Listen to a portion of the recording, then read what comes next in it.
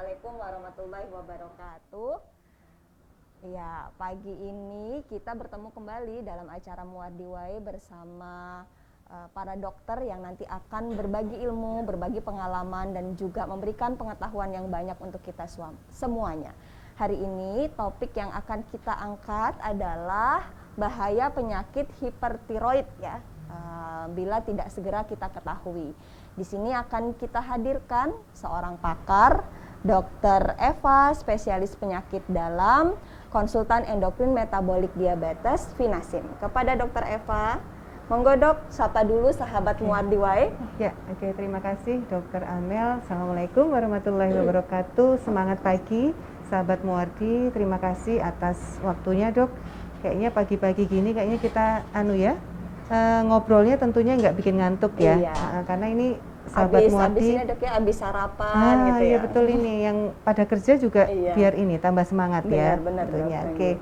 Pagi ini kita mau ngobrol apa nih tadi dok? Tadi tentang hipertiroid dok. Oke, ya. Mungkin Jadi beberapa sobat Muardiwai belum begitu mengerti ya dok ya.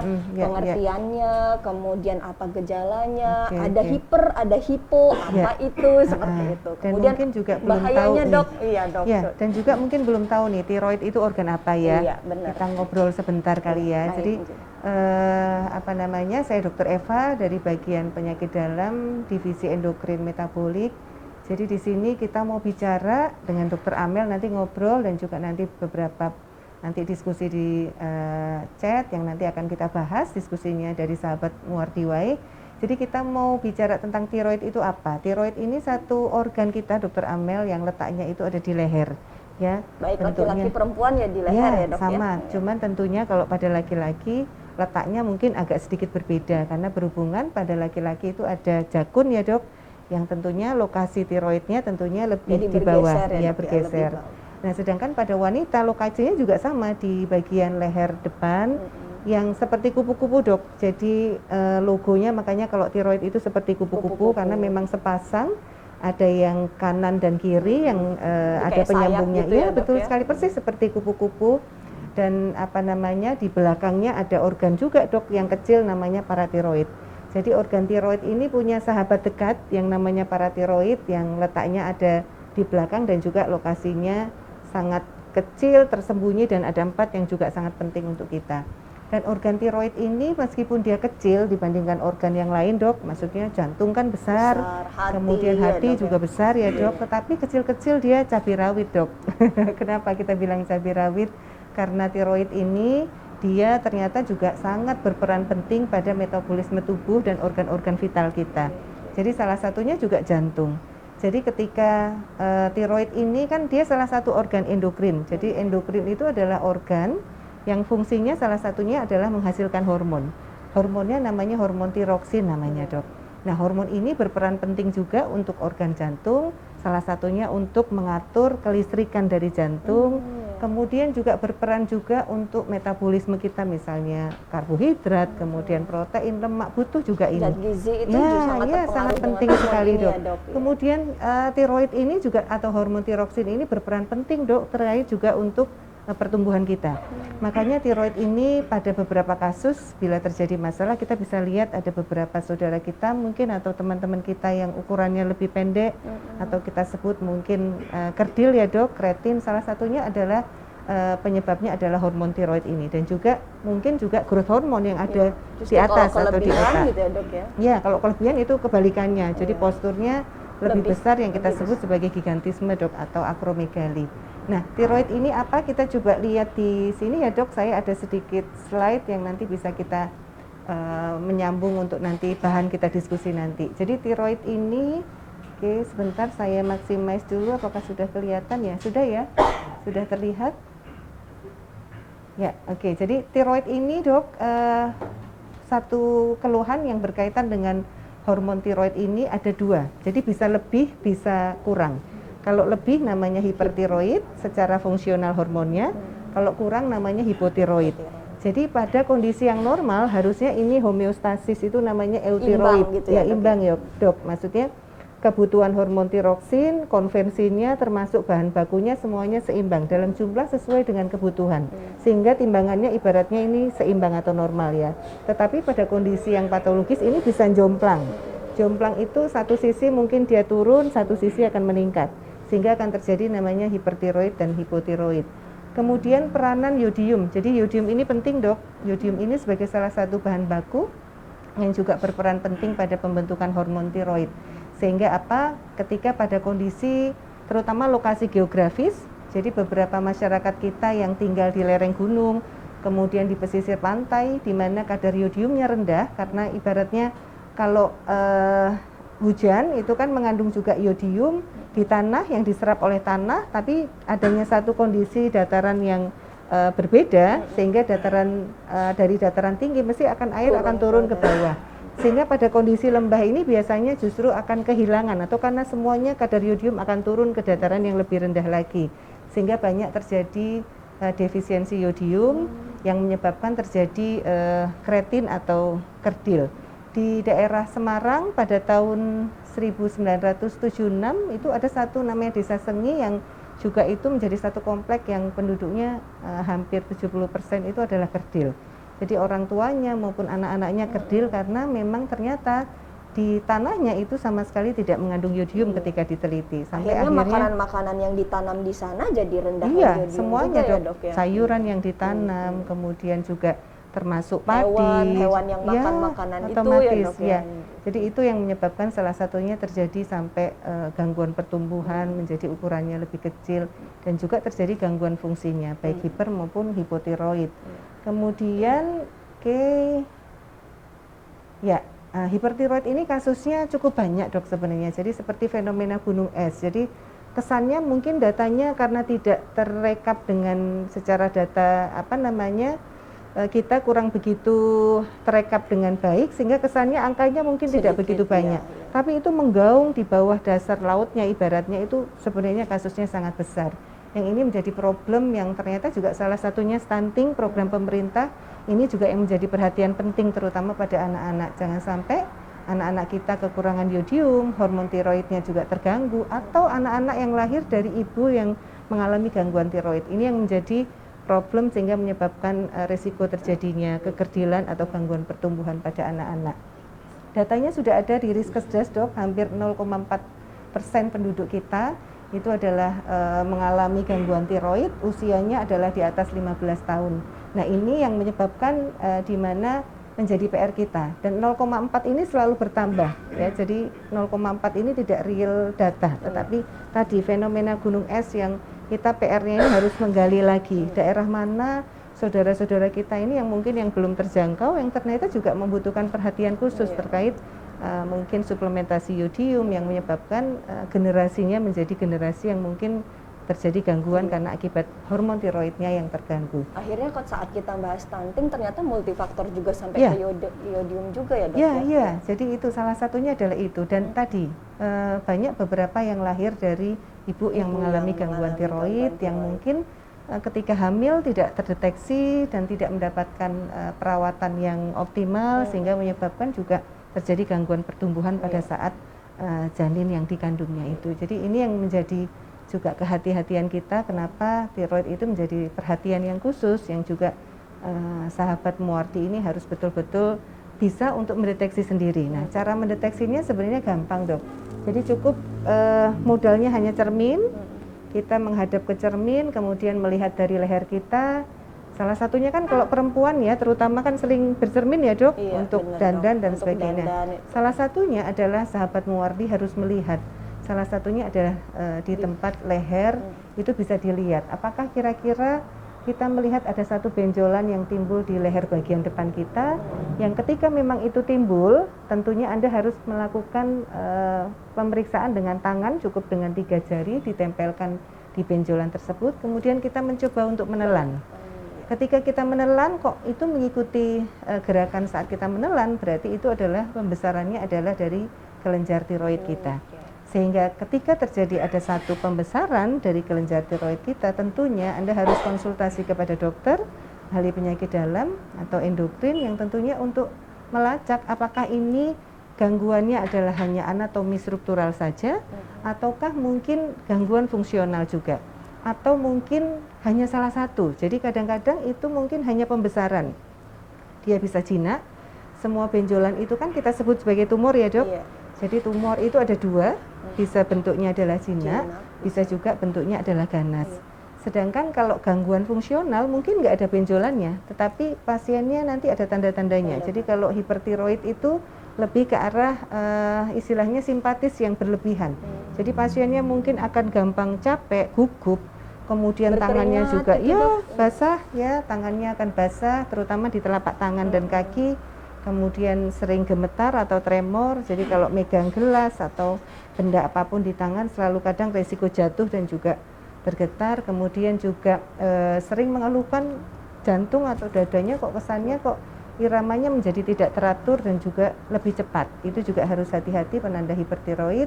Kemudian juga salah satunya sering diare atau mungkin BAB-nya kok nggak kayak yang pada kondisi normal. Jadi bisa dua, bisa diare, bisa namanya hiperdefekasi.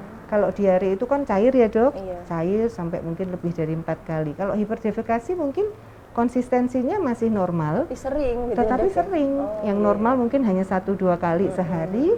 Nah kalau ini bisa sampai 4 kali, 6 kali. Nah ini juga salah satu tanda yang kita harus juga aware dengan ini, sehingga kita harus ngecek betul nggak sih saya ada masalah dengan tiroid saya.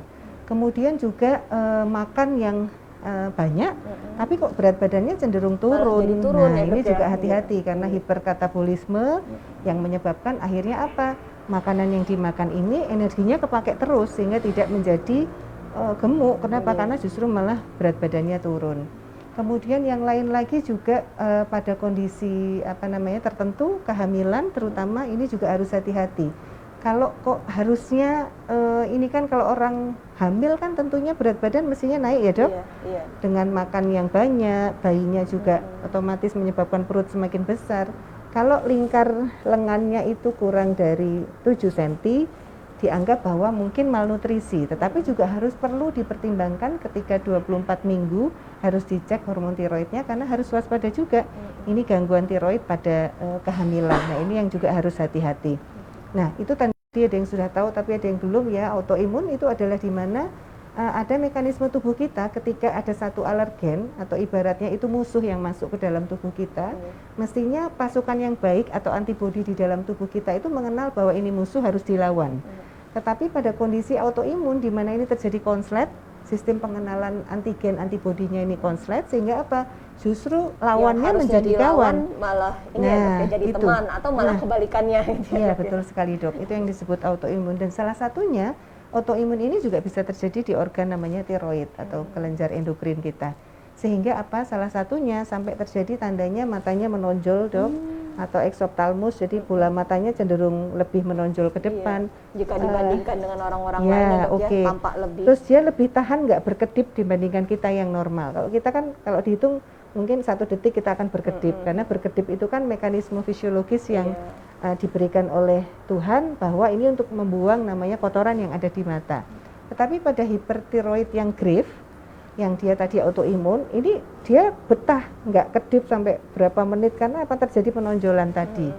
Kemudian juga menjadi matanya mudah kering dok, sehingga dia mudah kemerahan, sampai kadang-kadang mudah terjadi konjungtivitis atau menjadi infeksi, keluar kotoran di mata yang sangat hebat. Merah, nah itu ya.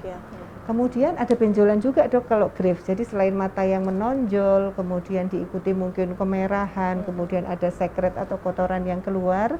Seperti kalau orang awam bloboen ya, istilahnya orang Jawa begitu. Kemudian tiroidnya juga membesar, tetapi dia sifatnya difus. Difus itu rata. Jadi berbeda pada kondisi yang tumor. Tumor tadi kapsulnya jelas, menonjol jelas. Kalau dia mungkin agak lebih besar ya, jadi lebih merata, jadi tidak ada kapsul yang jelas.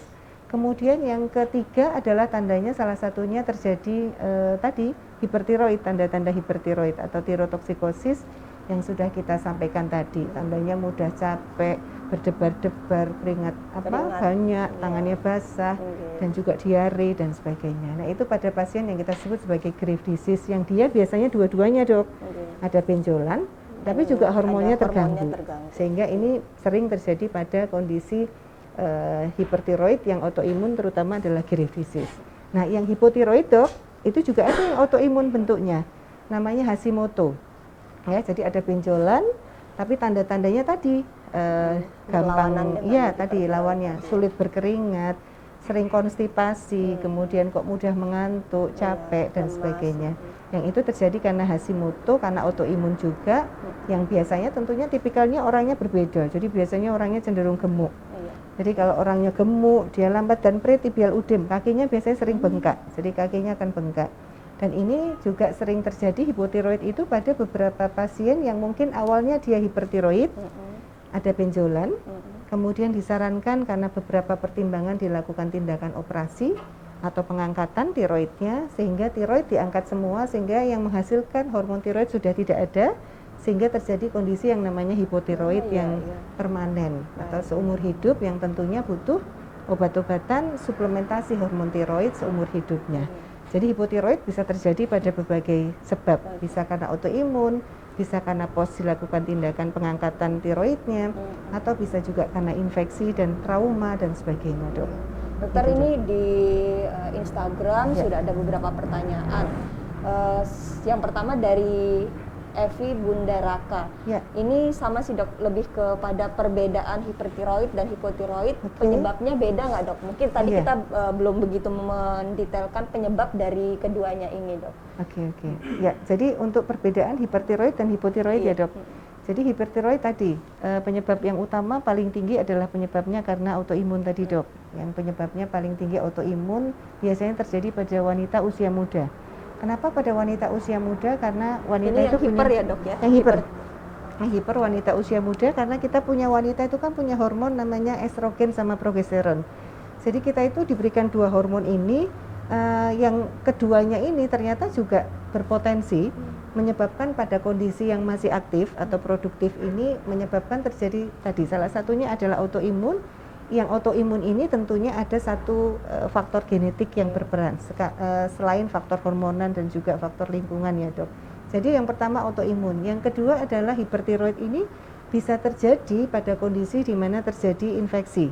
Jadi peradangan dok, peradangan yang penyebabnya bisa karena virus misalnya atau bakteri. Jadi seperti pada kondisi COVID, ya COVID kemarin itu ada satu virus yang kita tahu virus COVID-19 yang ternyata itu juga bisa menyerang nih organ tiroid kita, yang salah satunya bisa menyebabkan tiroiditis de Quervain, yang itu bisa menyebabkan juga hipertiroid. Jadi bisa karena infeksi, autoimun, kemudian trauma. Jadi seseorang misalnya kena benturan nih atau kecelakaan, kebetulan benturan itu mengenai bagian lehernya, itu pun juga bisa menyebabkan terjadi gangguan hipertiroid. Kemudian defisiensi yodium. Defisiensi yodium ini juga bisa mencetuskan untuk terjadinya hipertiroid. Dan juga mengkonsumsi makanan-makanan yang goitrogen. Goitrogen ini jadi yang tadi dok, tinggal di tempat yang yodiumnya rendah, tanah yang tidak mengandung yodium, kemudian sayurannya ini termasuk goitrogen. Kenapa? Karena dia tadi ditanam pada tempat-tempat daerah yang endeminya memang dia tidak mengandung yodium, potensi terjadi gangguan tiroid atau goiter ya dok. Nah itu juga bisa menyebabkan itu. Sedangkan hipotiroid hampir sama sebenarnya dok, salah satunya autoimun, kemudian juga karena infeksi dan juga pos pengangkatan tiroid ya tadi tiroidektomi atau operasi tiroid yang karena tentunya berdasarkan indikasi yang jelas karena tumor ya dok, diangkat. Setelah diangkat tentunya kondisinya akan menjadi hipo karena dia sudah nggak ada pabriknya yang untuk menghasilkan hormon tiroid gitu dok. Ya dokter, ini ada lagi, ini dok dari Wina Asri, dia cerita dok, dokter Eva, dokter Amel, saya kalau mau dok di Flamboyan 8 sering divisit sama dokter Eva, dia ceritanya. Saya penyintas autoimun dengan Sjögren syndrome, RA-HNP spondylosis, colitis, IBD, gastritis, autoimun sindrom. Saya sering tremor berat dok, gemetaran. Apa salah satu gejala ada kelainan di tiroid ya dok, gemetar itu tadi. Tapi saya nggak merasa ada benjolan. Jadi ini namanya Mbak siapa tadi ya? Siapa nih dok? Wina tadi ya? Mbak siapa tadi Bu? Wina, Mbak ya, Wina Wina ya. Asri. Selamat pagi Mbak Wina Asri ya. Jadi mungkin sering ketemu kita ya dok. Iya, iya. Kalau melihat Sering di visit dokter Eva kalau di Pelabuhan 8 katanya. Ya, dengan saya mungkin dokter Agus Joko ya untuk alergi imunologi ya di tempat kami. Kemudian ternyata ini cukup kompleks ya Mbak Wina Asri, harus tetap semangat ya dok. Dengan kompleksitas autoimun yang ada ini memang ada istilah polyglandular autoimun syndrome. Jadi autoimun yang awalnya itu hanya kena hanya kena satu saja, itu ternyata bisa menyebabkan juga organ lain juga ikut kena. Salah satunya adalah organ endokrin.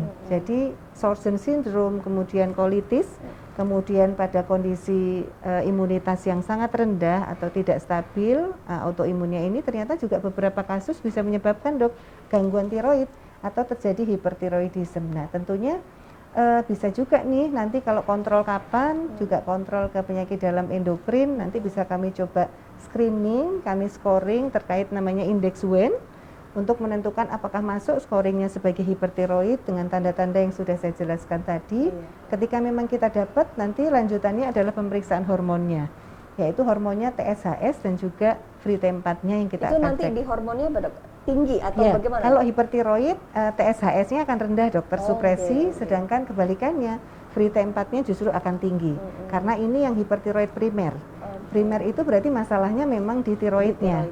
Kalau yang sekunder itu masalahnya di tempat master of gland itu namanya BOS kontrol endokrin itu namanya hipofisis sama hipotalamus. Nah kalau sekunder kebalikannya dok, TSH-nya turun, tapi FT4-nya kok bukannya dia naik malah turun juga. Kita akan berpikir jangan-jangan ini bukan tiroidnya yang bermasalah tapi di sentral.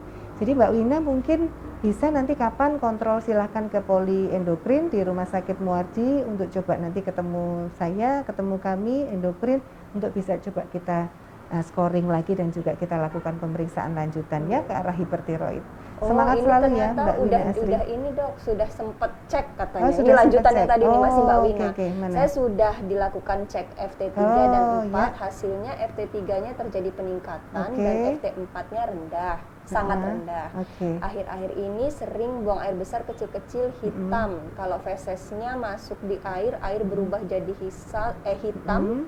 Seperti fesesnya bau amis dan sering. Sehari bisa 6-7 kali, apa karena colitis atau bisa dari gejala tiroid? Ya dok ya, dia juga punya gastritis kronik dan erosif parah. Oke, kalau BAB-nya hitam, kecil-kecil, ini bisa juga karena penyebabnya konstipasinya ini apakah karena colitisnya? Bisa jadi kombinasi dengan adanya perdarahan. Jadi perdarahan kalau hitam ini berarti perdarahannya di atas. Jadi saluran pencernaan yang atas ya. Kalau yang bawah kan merah segar dok. Merah segar. Kalau ini berarti yang atas. Nah, mungkin bisa juga kombinasi konstipasinya salah satunya karena free T4-nya itu sangat rendah. Jadi kemungkinan besar TSH-nya kalau ternyata nanti tinggi berarti ini hipotiroid.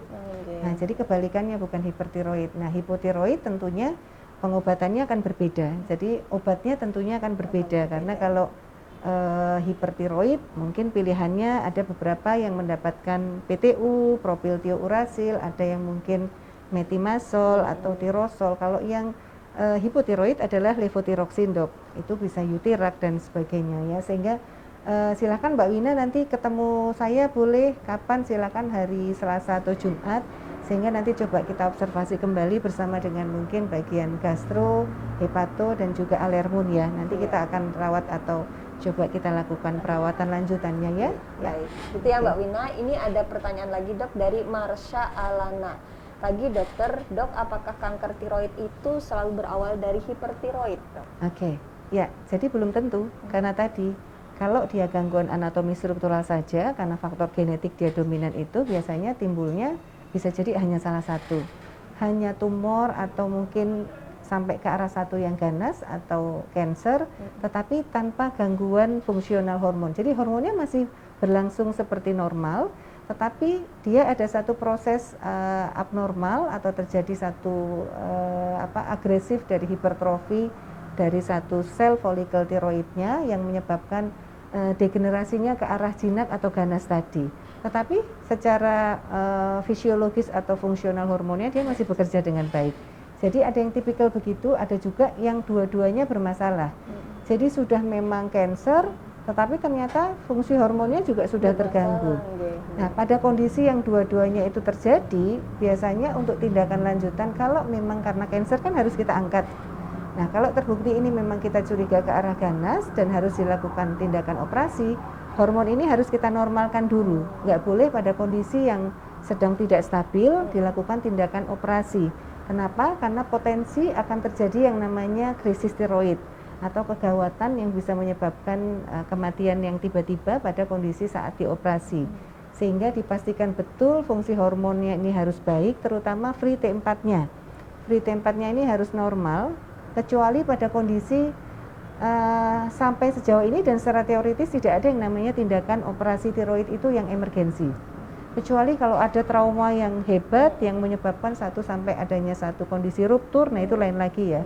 Atau pecahnya satu pembuluh darah di leher, itu lain lagi. Tapi selama itu hanya benjolan, itu sifatnya operasinya bisa dijadwal atau elektif. Sehingga biasanya tentunya kami dari bagian endokrin, penyakit dalam, tentunya kami harus minta dokter bedah sebentar ya dok, kita akan normalkan dulu terutama free T4-nya. Begitu free T4-nya normal, baru operasi bisa dilakukan. Tujuannya apa? Jangan sampai nanti terjadi tadi krisis tiroid yang menyebabkan nanti terjadi kondisi kegawatan sampai pasien akan menjadi tidak sadar dan sebagainya. Krisis tiroid ini bisa di keduanya dok, baik di hipo atau hiper atau memang cenderung di hipertiroid? Kalau krisis tiroid itu pada hipertiroid dok. Kalau yang hipotiroid kegawatannya namanya coma mix edema. Jadi sama pasiennya menjadi nggak sadar, cuman tanda-tandanya berbeda. Tanda-tanda hipotiroid, satunya tanda-tanda hipertiroid yang dengan keganasan sampai pasien tidak sadar, tekanan darah juga akan turun, gulanya juga akan turun dan sebagainya. Jadi berbeda, kegawatannya berbeda. Gitu dok? Ya begitu ya Mbak Marsha ya. Kemudian ini ada lagi dok dari Mama Lama, dari Muyas dulu nih. Dari Muyas, pagi dok, mau tanya apakah penderita hipertiroid itu jadi mudah radang tenggorokan? Ada kaitannya nggak dok dengan hipertiroid jadi mudah radang tenggorokan atau itu sebab yang berbeda? Ya jadi kalau tiroid ini kan membesarnya bisa ke arah depan, bisa membesar ke arah belakang. Jadi kalau ke arah belakang kita tahu tiroid itu kalau dari ibaratnya kalau kita dipotong separuh gini dok, kalau kita praktikum anatomi ya, dipotong separuh begini, kelihatan dari samping itu paling depan itu tiroid, kemudian yang belakangnya itu adalah trakea. Trakea itu adalah saluran nafas kita, kemudian yang belakangnya adalah esofagus. Esofagus itu saluran makan kita. Ya, jadi kalau radang tenggorokan kan berarti yang belakang, tenggorokan ini ya, karena itu saluran makan ya, sehingga tiroid yang membesar, terutama pembesarannya itu adalah ke arah posterior atau ke arah belakang sehingga menyebabkan pendesakan baik itu ke jalur nafas maupun jalur makannya. Ini juga bisa menjadi penyebab beberapa hal yang menyebabkan epiglotisnya, klep yang menutupkan antara saat kita makan dan minum dari saluran nafas itu ya dok, bernafas dan makan. Ini sering mudah terjadi untuk namanya iritasi. Nah iritasi karena tadi ada pendesakan yang menyebabkan kegencet, ibaratnya salurannya harusnya sekian jadi tergencet menjadi lebih kecil karena pendesakan tumor tiroid yang ke belakang. Ini juga menjadi potensi untuk mudah sekali terjadi peradangan di tenggorokannya, sehingga ini juga tentunya harus diatasi dan harus dipastikan ini ke arah jinak ataukah ini ke arah yang ganas. Kemudian juga bukan hanya itu dok, penyebab yang lain juga mestinya radang tenggorokan ini karena infeksi juga bisa. Jadi tidak hanya karena tiroidnya saja. Tentunya bisa penyebabnya virus, bisa juga penyebabnya bakteri yang masuk lewat mulut kita. Sehingga itu kombinasi faktor yang tentunya butuh harus kita harus kita atasi keduanya ya. Baik. Ya. Terima kasih dok. Ini ada lagi pertanyaan masih di di Instagram dulu dari Mama Lala Carmela. Dok, kakak dan adik saya menderita hipertiroid. Apakah ini keturunan? Apakah saya juga berpotensi sama? Artinya bisa kena hipertiroid juga dan bagaimana pencegahannya? Ya, jadi faktor genetik sangat kuat ya dok untuk terkait gangguan tiroid ini. Sehingga pencegahannya adalah mungkin melakukan screening. Jadi setiap saat harus melakukan screening sehingga apa ini tidak late diagnose atau terlambat dalam mendiagnosisnya sehingga diketahui sudah dalam kondisi yang berat. Kemudian tentunya pola hidup sehat ya dok. Jadi dokter Amel nih bagian gizi nanti bisa tanya-tanya dokter Amel nih terkait pola hidup sehat makanan, tentunya makanan yang healthy food. Jadi ini dok, sekarang ini lagi ngetren makanan-makanan yang siap saji atau dalam bentuk kapsul. Nah itu nanti dokter Amel nih yang bicara. Jadi langsung apakah dok, betul dok, saya nggak usah makan buah-buahan deh, nggak usah makan sayur, tapi itu tuh di dalam satu kapsul katanya mengandung 12 sayur dan juga sekian macam buah ya. Jadi tentunya itu organik lebih bagus, apapun itu sediaan mineral, vitamin itu dia akan hilang dan berkurang ketika dipanaskan berlebihan atau diekstrak yang berlebihan. Sehingga mohon maaf kalau secara pribadi tentunya makanan-makanan yang lebih simpel, organik, yang tentunya itu ada di sekitar kita, yaitu lebih baik dibandingkan dalam bentuk ekstrak. Sama dia pencernaan kita juga jadi berfungsi dengan baik dok. Kalau kita otomatis makan dalam bentuk utuh, kemudian masih pengolahannya juga belum terlalu sulit seperti itu juga merangsang pencernaan kita mulai dari mulut sampai ke nanti penyerapan kan jadi baik. Karena kan dari mulut itu sudah ada enzim-enzim yang berperan. Nah kalau kita lewati fase itu kan otomatis enzim yang di mulut untuk pencernaan jadi tidak terpakai. Akhirnya kan kita sering menganut kalau nggak dipakai sesuatu kan jadi nggak ini ya dok ya, jadi tidak bermanfaat, jadi ngerasa saya tidak digunakan nih. Akhirnya dia males ya dok, jadi karena sudah kelamaan nggak bekerja ya. Ya jadi makan yang sehat tentunya, kemudian juga olahraga yang teratur tentunya, dan tadi menghindari potensi-potensi beberapa faktor risiko yang menyebabkan ke arah gangguan tiroid, seperti misalnya kalau Anda memang bekerja di pabrik misalnya, ya tentunya masker yang baik tentunya untuk mengurangi risiko polutan. Kenapa? Karena di dalam polutan ini juga mengandung beberapa radikal bebas yang ternyata juga potensi menyebabkan satu karsinogenik, yang salah satunya juga berpotensi kalau punya genetik gangguan tiroid bisa menyebabkan nih terjadi satu risiko juga terjadi benjolan di leher yang mengarah satu kondisi yang mungkin terjadi ganas atau kan mungkin bentuknya jinak. Begitu ya dok? Iya, semangat pokoknya risikonya ada tetapi tetap dijaga dan di screening lebih awal ya. Baik. Ini dok ada pertanyaan lagi di Facebook, Mami Azahra.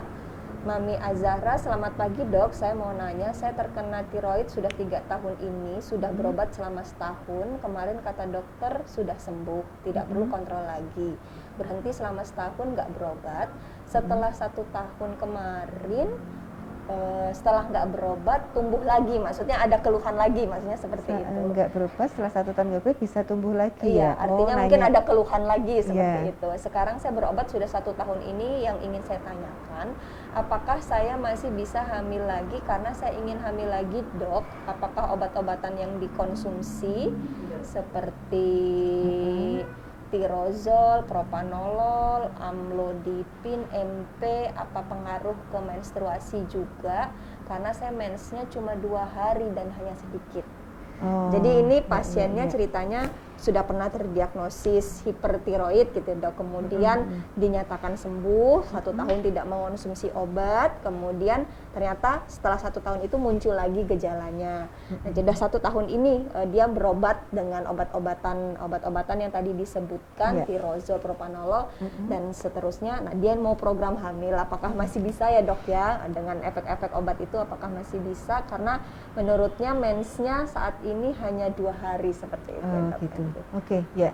Jadi begini, kalau gangguan tiroid ini saya jawab yang bawah dulu ya. Gangguan tiroid ini bisa menyebabkan juga terjadi gangguan namanya menstruasi. Jadi sampai pada kondisi ada beberapa kasus yang terjadi amenore atau betul-betul tidak bisa mens, yang awalnya bisa, setelah itu terjadi hipertiroid tidak bisa mens sama sekali.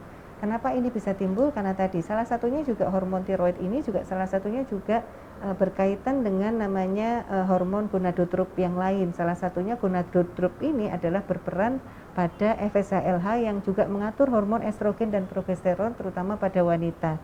Sehingga pada kondisi ini sering mengalami gangguan. Sehingga memang hipertiroid atau gangguan tiroid pada orang yang ada gangguan menstruasi selalu kita screening. Apakah ini amenore atau tidak bisa mensnya juga penyebabnya karena hipertiroidnya. Kemudian tiroid ini pengobatannya adalah harus paham betul kalau gangguan fungsional butuh waktu yang cukup lama. 12 sampai 18 bulan itu adalah standar pengobatan yang harus dilakukan dengan monitoring yang berkala untuk betul-betul mencapai pada kondisi yang hormon stabil. Artinya keluhannya sudah tidak ada, tanda-tanda hipertiroidnya atau hipotiroidnya tidak ada. Dan secara hormon atau pemeriksaan penunjang hormonnya juga sudah normal. Dikatakan remisi atau sudah betul-betul baik itu jika memang selama 1 tahun dengan monitoring, jadi bukan berarti tidak dimonitor. Dimonitor itu ternyata sudah hormonnya selalu Stabil normal, gitu, normal sehingga gitu. bisa dilakukan penyetopan obat anti tiroidnya pada kasus hipertiroid ya dok.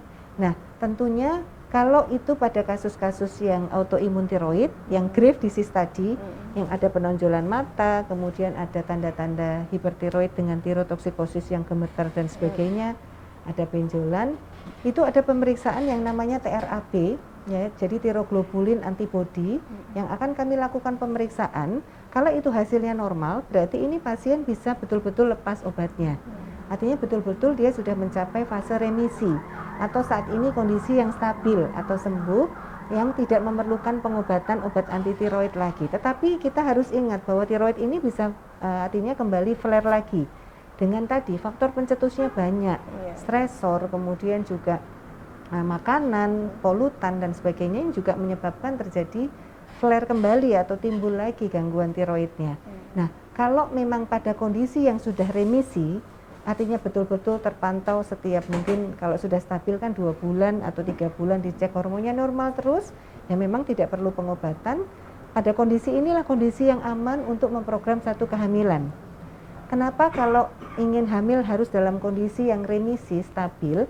Karena berhubungan nanti ketika kita hamil, itu membutuhkan betul-betul kondisi tiroid secara fungsionalnya baik untuk memberikan subsidi kepada janin terkait berbagai hal, termasuk pembentukan organ vitalnya dan perkembangan semua organ tubuhnya, sehingga dipastikan ibu kondisinya adalah stabil.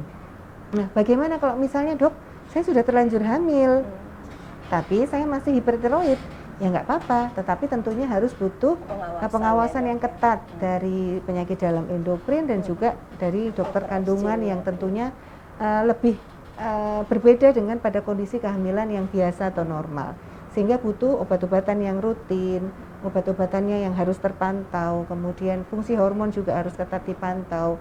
Kemudian dari bagian dokter kandungan akan memantau janin dari awal pembentukan sampai step by stepnya itu apakah tumbuhnya normal dan sebagainya. Karena kalau sampai terjadi apa-apa, tentunya dibutuhkan tindakan yang lebih awal, yang tentunya untuk mencegah terjadinya lahir dalam kondisi terjadi gangguan atau malformasi dari organ. Yang tentunya ini menjadi beban yang sangat berat ya dok, misalnya lahir dalam kondisi cacat atau apa, ini tentunya kan berat untuk orang tua yang akan merawat. Sehingga ini, jadi hipertiroid memang berpotensi membahayakan ibu yang hamil maupun bayi yang akan dilahirkannya. Tetapi tidak usah khawatir, kami punya banyak pasien-pasien hipertiroid, artinya belum stabil, tapi ternyata Tuhan memberikan kehamilan pada saat kondisi itu, dan tetap bisa baik, ibunya baik, kemudian juga bayinya juga lahir dengan normal, tetapi tentunya memang butuh pengawasan yang super ekstra dari tim dokter untuk betul-betul bisa mendampingi sampai akhir dari kehamilannya. Dan tentunya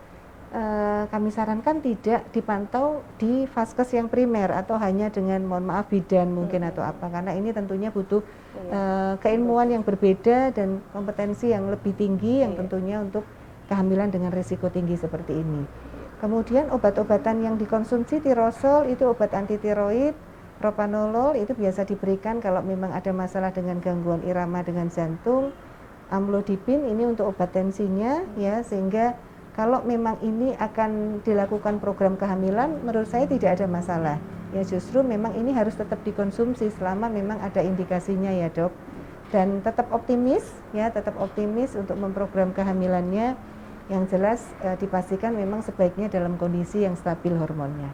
Tapi kalaupun hamil dalam kondisi tidak stabil, tidak masalah, tapi harus tentu dengan pengawasan ya, artinya di vaskes yang PPK tipe B atau tipe A seperti di Rumah Sakit Muwardi. Kebetulan dengan dokter-dokter yang sudah ahli di bidangnya ya. Oke. Ya, semangat ya, Mbak. Ini ada pertanyaan lagi dok dari Rahayu Laras. Ini kalau terkait dengan penderita hipotiroid ini dok, terkait makanan, apakah ada yang harus dipantang, kemudian adakah batasan garam seperti itu? Oke, ya. Jadi kalau hipotiroid, jadi ini berhubungan dengan kondisi yang tadi ya dok, pasiennya cenderung akan metabolisnya turun sehingga mudah terjadi gemuk gitu ya. Dok, ya. Gemuk sehingga tentunya karena potensial untuk terjadi namanya sindrom metabolik pada hipotiroid. Sindrom metabolik itu adalah pasiennya gemuk dengan obesitas sentral. Obesitas sentral itu perutnya besar Dok, lingkar perutnya kalau wanita itu lebih dari 80, laki-laki lebih dari 90. Kalau ini sudah terjadi, kemudian kok gulanya mulai tinggi, kemudian tekanan darah kok juga mulai tinggi, kemudian kok kolesterolnya juga mulai naik. Nah, ini hati-hati. Tentunya pola makannya harus diatur, sehingga jangan sampai kondisi hipotiroid yang menyebabkan kondisi obesitas tadi atau kegemukan menyebabkan jadi bertambah beberapa problem penyakit yang lain. Tentunya kalau hipotiroid secara khusus, nah bagaimanakah menu yang pas? Tentunya tidak ada yang spesifik, artinya lah pola makan yang sehat lah prinsipnya itu, yang organik ya terutama. Kemudian yodium atau garam yang beryodium itu penting atau harus. Pastikan betul-betul yang dikonsumsi adalah mengandung yodium yang cukup ya tentunya. Kemudian juga exercise juga tetap dilakukan. Kemudian kalau sudah dalam kondisi ada pemberat yang lain, tentunya itu lebih strict lagi ya Dok. Artinya kalau tensinya tinggi, berarti garamnya hati-hati nih. Mungkin garam yang beryodium, tapi tetap dengan jumlah sesuai kebutuhan. Kemudian waduh gulanya kok mulai juga naik. Nah ini pengaturan karbohidratnya mungkin ya Dok. Kemudian juga frekuensi makannya, porsi makan, atau istilahnya 3J ya Dok. Jenis, jadwal, dan jumlahnya ini harus kita perhatikan betul. Kemudian terkait obesitasnya tentunya kita akan selalu motivasi untuk betul-betul ini nih penurunan berat badan, atau terutama adalah kalau saya turun itu cukup 6 bulan tuh hanya 10% is okay. Tetapi targetnya adalah lingkar perut Anda harus 1 bulan turun 1 cm. Nah itu yang penting. Karena apa?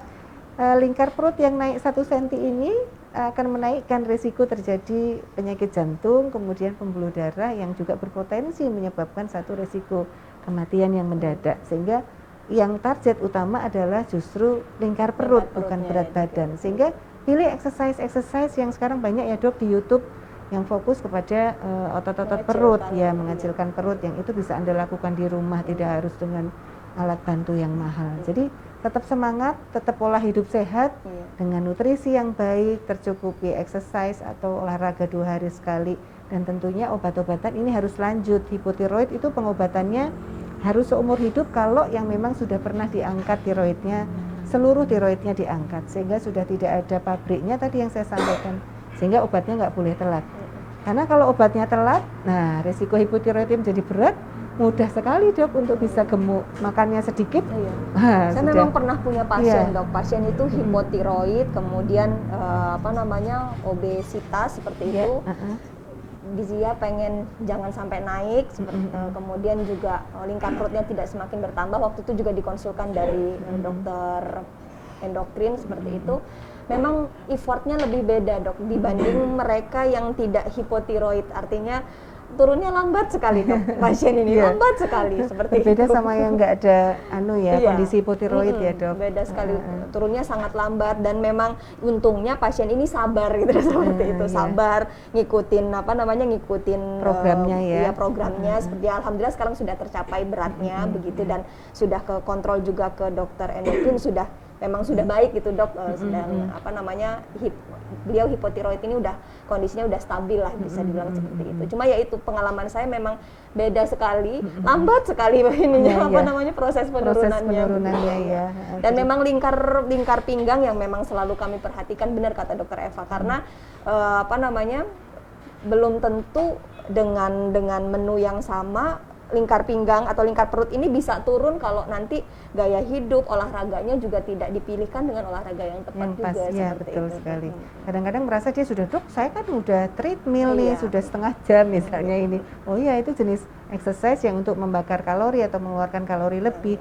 Tetapi untuk otot perut Anda itu belum terprovokasi untuk bisa dilatih dengan baik, sehingga mungkin harus betul-betul fokus pada memang otot-otot perut ya. Ya Dok, terima kasih Dokter. Ini kita kembali lagi, ada pertanyaan di Facebook ini ya Mbak ya. Ya, di Facebook dari Muyas Hartanto. Yang tadi radang tenggorokan, ini nambah lagi pertanyaannya ya. Jadi kalau misalnya ada keluhan radang tenggorokan tadi, berarti harus konsul ke dokter ya dok. Ini anak saya yang paling kecil, usia 2 tahun, tinggi badannya masih kurang. Sedangkan ayahnya penyintas hipertiroid, sudah berobat hampir 3 tahun, tiroidnya belum normal juga dok. Apakah kira-kira bisa lepas obat PTU-nya ya dok? Ini nanya 2 pertanyaan dok. Satunya buat anaknya yang sering buat ayahnya. Oh ya, satu buat anaknya, satu buat dirinya sendiri, buat ayahnya. Yang buat anaknya ini tadi yang dia bilang kok sering ada radang tenggorokan seperti itu. Itu yang radang tenggorokan berarti yang nanya ini? Iya, kayaknya anaknya dok. Oh, anaknya. Dengan punya riwayat bahwa bapaknya ini punya hipertiroid sudah 3 tahun ini. Dengan kondisi begitu, apakah perlu anaknya ini juga harus tes tiroid seperti itu dok? Kemudian pertanyaan selanjutnya, kira-kira obat PTU yang dikonsumsi ayahnya ini, konsumsi bapaknya bisa lepas atau tidak? Iya, kita jawab ayahnya dulu kali ya. Jadi karena ayahnya ini memberikan satu juga faktor genetik yang kuat untuk anaknya ya. Jadi ayahnya ini dipastikan betul memang pengobatannya adalah memang nggak boleh sampai terlewat. Artinya silakan monggo nanti perlu dikonsultasikan ke kami juga endokrin di Rumah Sakit Muardi kita ada. Jadi ada saya, kemudian Dokter Supri dan juga Dokter Yulia terkait apakah memang ini dosisnya sudah tepat. Jadi obat anti tiroidnya ini apakah memang harus dipastikan betul pilihannya sudah tepat dan juga dengan dosis dan cara pemberiannya yang sudah tepat ataukah belum. Dan pada kondisi yang sampai lebih yang saya sebutkan kan tadi normalnya 12 sampai 18 bulan, standarnya ini sudah menjadi normal atau eutiroid. Tetapi kalau sampai melebihi waktu itu kok masih hipertiroid, kita harus pastikan ada faktor yang lain apa yang menyebabkan pasien ini tentunya juga menjadi sulit untuk tercapai. Salah satu faktor yang lain faktor psikis dok. Jadi saya sering join dengan dokter psikiatri atau psikosomatis yang ternyata pasien-pasien saya ini memang problem psikologisnya memang betul-betul berat sehingga ini yang menyebabkan kenapa kok hipertiroidnya itu sudah 18 bulan, kadang mungkin sudah tapi nggak 2 tahun tapi nggak stabil-stabil. Dan ternyata begitu dikombinasikan terapi psikoedukasi yang tepat, ternyata ini juga sangat membantu untuk keberhasilan dari pengobatan tiroid tadi. Jadi si ayah ini tentunya harus dipastikan betul tadi pilihan tepat untuk obatnya, lama pemberiannya harus dievaluasi dan juga dosisnya ini dok yang perlu kami juga harus pastikan. Kemudian juga apakah bisa lepas PTU-nya atau obat anti tiroidnya. Jadi kalau lepas ini pada kondisi remisi namanya. Remisi itu sudah betul-betul hormonnya itu sudah normal dan sudah dalam waktu 1 tahun. Jadi biasanya fase awal itu 1 tahun atau normalnya 1 tahun. Jadi fase awal itu mesti kita tapering dulu dok. Jadi kalau hipertiroid tidak dianjurkan untuk begitu normal, stop.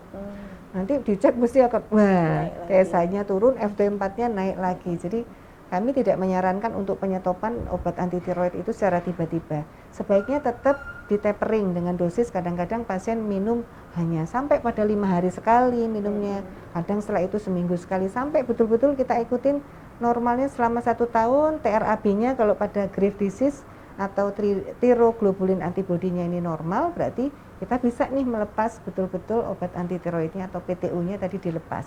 Jadi apakah bisa dilepas? Bisa sekali kalau memang memenuhi persyaratan tadi ya dok. Kemudian kalau anak ini tingginya kok nggak sesuai dengan umurnya, atau kalau di grafik kurva pertumbuhan anak ini kok dianggap masih kurang. Ini perlu mungkin konsultasi kepada bagian pediatrik atau dokter anak bagian tumbuh kembang. Dan juga tentunya apakah memang ada masalah tiroid, ini perlu nanti di screening juga. Karena ada beberapa faktor kalau anak ini sampai tinggi badannya kok tidak sesuai dengan normal. Bisa jadi satu genetiknya memang demikian. Artinya bapak ibu yang memang ukuran tubuhnya memang tidak terlalu tinggi. Kemudian atau mungkin ternyata bapak ibunya ini juga ada gangguan tiroid. Sehingga ketika hamil juga menjadi anak ini terganggu dan mungkin gejalanya tidak begitu diperhatikan dalam waktu lama sehingga pasien ini atau anak ini bisa menjadi kondisi yang ukurannya tubuhnya kok kurang atau dibandingkan yang normal dia pertumbuhannya termasuk yang lambat. Kemudian tiroid setuju nanti bisa dikonsultasikan ke dokter bagian pediatrik anak untuk bisa ditanyakan terkait ini dan juga ada beberapa faktor salah satunya pada anak-anak itu gangguan pada hormon yaitu growth hormonnya dok. yang ada di hipofise hipotalamus yang itu sering terjadi. Dan biasanya itu akan dilakukan pemeriksaan untuk kadarnya. Ketika itu rendah, biasanya dilakukan terapi. Jadi ada suntikan injeksi yang diberikan dan latihan-latihan fisik. Biasanya itu kombinasi latihan fisik dengan terapi yang tepat. Tentunya ini akan dan lebih awal terdiagnosis karena mumpung masih 2 tahun ya dok. 2 tahun ini fase pertumbuhan yang betul-betul harus dikawal. Jadi golden period itu kan sampai di bawah 21 tahun ya dok. Jadi ketika ada masalah memang sangat setuju untuk segera dicari penyebabnya apa, kemudian ketika ketemu harus ditreatment dan dipastikan ditanyakan ke dokter, dok apakah pengobatan ini hanya waktu singkat ataukah saya harus memberikan pengobatan anak saya sampai jangka waktu yang panjang, terutama kalau gangguan hormon dalam waktu yang panjang biasanya dok. Ya setuju untuk dilakukan cek. Pak Muyas ini ibu atau bapak ini? Sepertinya ini bapak sepertinya ya. Sartanto. Oke, jadi perlu bapak dan juga putranya tentunya perlu harus coba ya dikonsultasikan dan artinya bahwa jangan sampai kondisi yang sebenarnya itu ada pengobatannya tidak dilakukan karena tadi menganggap mungkin cuman tiroid saya nggak ada keluhan, tapi begitu pernah mengalami gangguan tiroid sebaiknya secara berkala harus tetap dimonitor ya. Dan konsultasi ke dokter Anda silahkan. Kalau ini di Instagram ada lagi pertanyaan, tapi sebenarnya tadi sudah terjawab sih dok. Ini tidak apa saya baca ya dok ya. Dok saya menderita hipertiroid 5 tahun dan rutin berobat. Kira-kira bisa sembuh? Bagaimana tanda-tandanya kalau sudah sembuh? Sama lanjutannya, apakah hipertiroid sulit memiliki anak dari Mbak Aris Srilania? Ya oke. Jadi kita review lagi mungkin tadi sudah belum mendengarkan ya dok ya. Jadi hipertiroid ini apakah dikatakan bisa sembuh? Tentunya kalau pada kondisi yang penyebabnya karena infeksi atau trauma sampai tidak menyebabkan satu kondisi yang tiroid ini betul-betul dalam kondisi yang rusak, biasanya dia bisa stabil, artinya bisa terkontrol. Tapi tiroid ini karena dia hormon endokrin sehingga bisa menyebabkan kondisi yang flare tadi. Betul-betul terus tanpa monitor kami tidak menyarankan karena dia tidak bisa terus sembuh dengan total. Tetapi stabil atau remisi itu yang target utama yang harus kita capai atau namanya terkontrol tadi. Sehingga apa pengobatannya adalah monitoring, observasi. Karena pasien saya juga yang saya edukasi, pokoknya ingat loh ya, dibuat happy terus, jangan dibuat stres, jangan dibuat nanti negative thinking, ada apa-apa dibuat susah dan sebagainya. Pokoknya everything is okay, semuanya senang, semuanya enak, dianggap semuanya juga baik. Sehingga dalam waktu sampai 3 tahun, 4 tahun, 5 tahun dia juga stabil atau dalam kondisi yang remisi terus. Dan ini bisa terjadi. Tetapi saya tekankan bukan berarti dalam kondisi ini terus tidak kontrol. Jadi tetap harus melakukan kontrol secara rutin untuk terkait tadi. Kalau sampai sekian lama kok normal terus, mungkin dia akan bukan setiap bulan cek hormonnya, tapi mungkin 3 bulan, nanti lama-lama 6 bulan sekali dicek karena tidak ada gejala-gejala yang tadi kita sampaikan. Begitu ada gejala ya langsung melakukan konsultasi karena tadi faktornya sangat sulit dikontrol. Faktor psikis kan susah ya dok. Iya, benar. Misalnya di kantor, macam-macam namanya hidup pasti ada masalah ya dok. Ya itu sehingga tetap harus dikontrol dengan baik. Untuk dikatakan sembuh terus sama sekali nggak pakai obat itu tidak bisa untuk gangguan tiroid. Sehingga betul-betul harus termonitor dengan baik ya.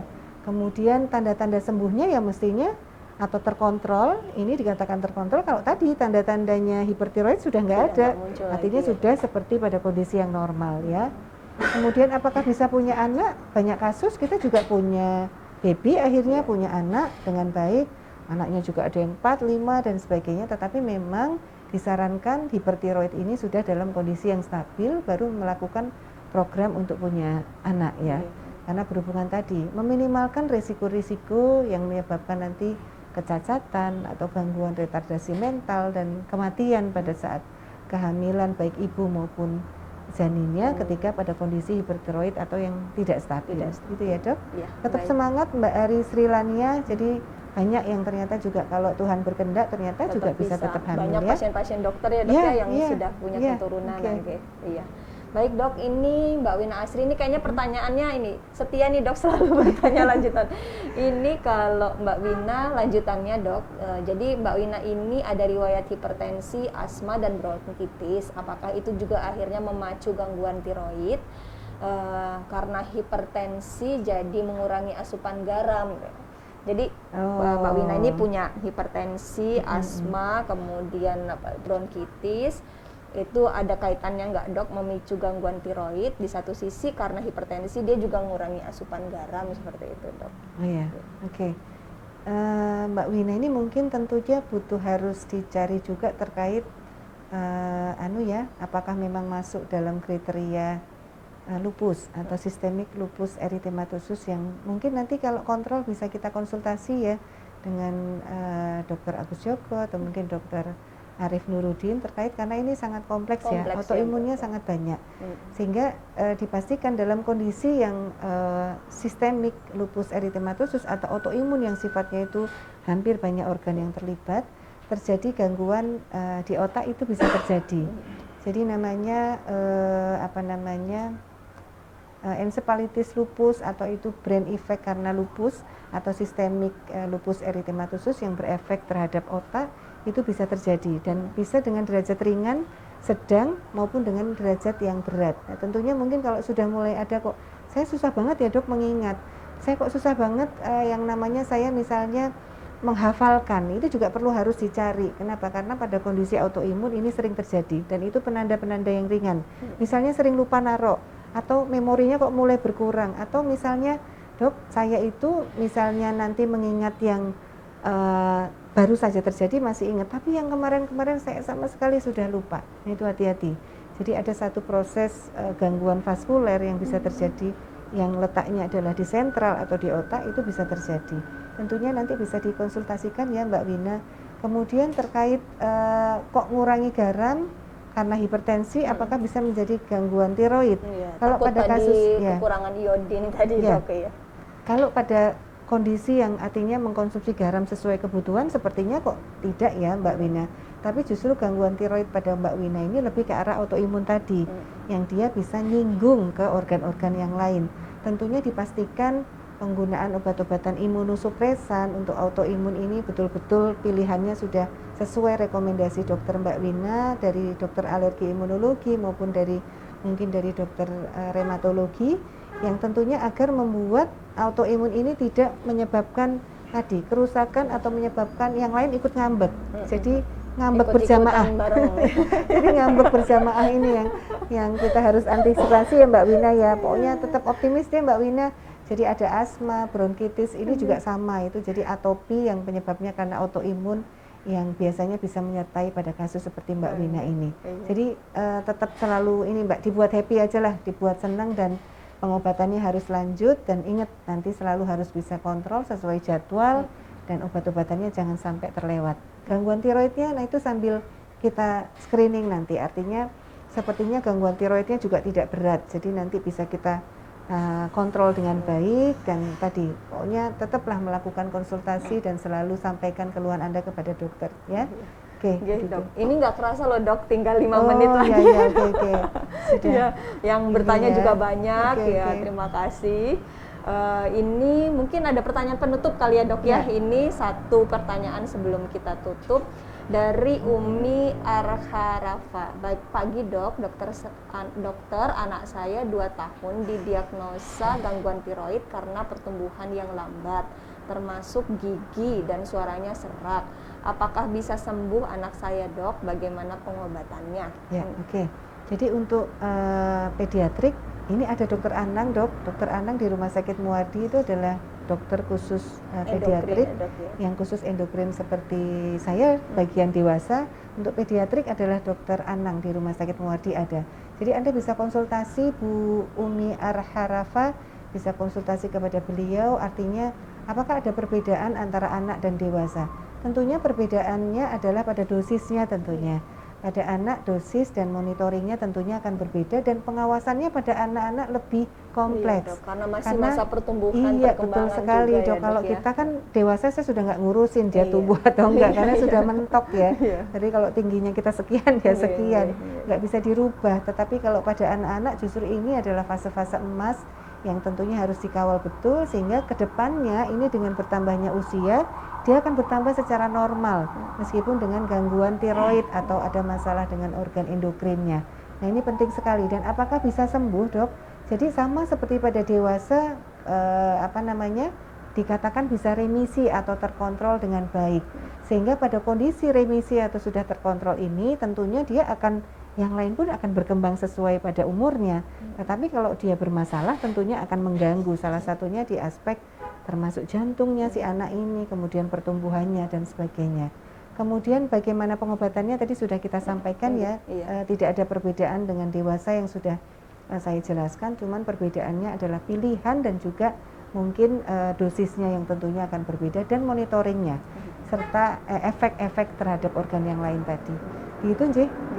Ternyata munculnya juga ini ya dok ya, bervariasi ya dok. Ada yang bisa muncul di anak, ada saat usia anak, ada yang munculnya saat dewasa seperti itu ya dan dok. yang sering adalah kalau ibunya itu hamil dalam kondisi hipertiroid dok, biasanya anaknya akan menjadi hipotiroid kongenital ini yang berbahaya. Sehingga kan tadi berpotensi terjadi kekerdilan atau stunting yang ukuran anaknya menjadi lebih pendek dibandingkan yang lain, yang itu biasanya sering terjadi pada ibu memang yang dengan hipertiroid. Paling sering hipotiroid pada anak-anak dok. Itu yang ini harus dari kita Mbak waspadai. Wina tadi dok, memang ada info tambahan dok, memang punya SLE ternyata. Oh ya itu karena itu dok, berarti memang ada tadi jadi poliglandular autoimmune syndrome yang pada SLE yang memang kebetulan menyinggung tidak hanya satu organ saja, tetapi melibatkan banyak organ yang akhirnya juga mengalami sedikit gangguan, yang tentunya tetap semangat dan dosis obatnya harus secara kontinu untuk bisa dikonsumsi dan juga dengan pengawasan dokter ya dokter Amel. Oke, baik. Terima kasih banyak dokter Eva. Sama-sama. Tidak terasa ngobrol-ngobrol kita sudah mau selesai, ini udah habis waktunya dok.